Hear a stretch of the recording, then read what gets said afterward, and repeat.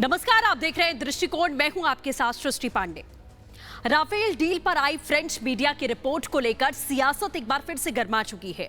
65 करोड़ की कमीशन को लेकर बीजेपी और कांग्रेस एक बार फिर से आमने सामने आ गए हैं। कांग्रेस ने इसे सबसे बड़ा रक्षा घोटाला बताया तो बीजेपी ने कहा कि राहुल और प्रियंका ने कमीशन खोरी की है। राफेल मामले में फ्रांस की पत्रिका मीडिया पार्ट की तरफ से हुए खुलासे पर कांग्रेस एक बार फिर से भाजपा पर हमलावर हुई है, लेकिन इस बार भाजपा ने जोरदार पलटवार किया और मीडिया पार्ट की रिपोर्ट का ही जिक्र करते हुए कांग्रेस पर राफेल डील में कमीशन का आरोप लगा दिया। भाजपा प्रवक्ता संबित पात्रा ने रिपोर्ट में एक बिचौलिए के नाम का जिक्र करते हुए कहा कि चौंकाने वाली बात यह है कि जिस मिडिलमैन का नाम अगस्ता वेस्टलैंड घोटाले में सामने आया था, उसी का नाम राफेल डील में भी सामने आ चुका है। राफेल डील में कथित घूसखोरी को लेकर विपक्ष के हल्ला मचाने के बीच में जो नई रिपोर्ट सामने आई, उसके बाद बीजेपी ने कांग्रेस पर यह बड़ा हमला किया है।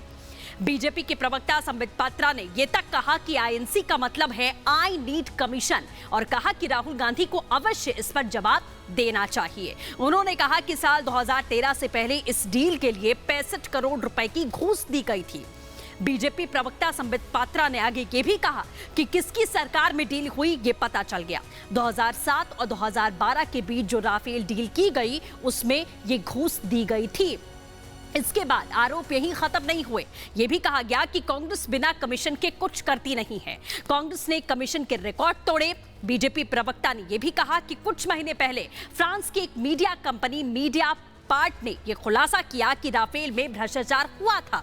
जैसे ही यह खुलासा हुआ, कांग्रेस पार्टी ने आव देखा ना ताव देश के प्रधानमंत्री पर हमला बोला। उस समय बीजेपी ने कहा था कि इंतजार करिए, समय आएगा तो दूध का दूध पानी का पानी हो जाएगा। इसके बाद बीजेपी ने कहा कि मिनिमम अमाउंट 65 करोड़ दिया गया, यानी कि 11 मिलियन यूरो तक ये कमीशन हिंदुस्तान में बिचौलिए के माध्यम से दिया गया। सुषेण मोहन गुप्ता है बिचौलिए का नाम तक बता दिया गया और ये पुराना खिलाड़ी है जिसने वीवीआईपी चौपर डील में भी यही दलाल था।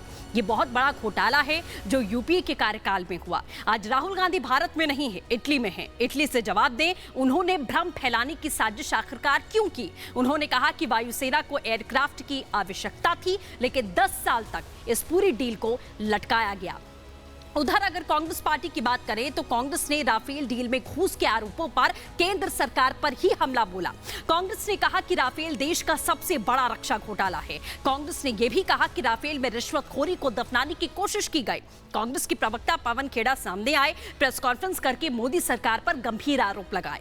कांग्रेस ने आरोप लगाया कि मोदी सरकार द्वारा राफेल डील में भ्रष्टाचार को दफनाने के लिए ऑपरेशन कवर अप चल रहा है। इस वक्त पिछले 5 सालों में जो आरोप हैं वो देश की सत्ता में बैठे उच्चतम लोगों तक ही जा रहे हैं, यानी कि बीजेपी की सरकार की ओर यह निशाना है। तो इस पूरे खुलासे के बाद में दोनों ओर से ही एक दूसरे पर भ्रष्टाचार के रिश्वतखोरी के आरोप लगाए गए, लेकिन सवाल यह है कि सेना के साथ में इस तरीके का खिलवाड़ आखिर क्यों, जिस पर बहुत बड़ा क्वेश्चन मार्क बना हुआ है। फिलहाल के लिए बस इतना ही। तमाम बड़ी खबरों के लिए देखते रहिए रिपब्लिक भारत। नमस्कार।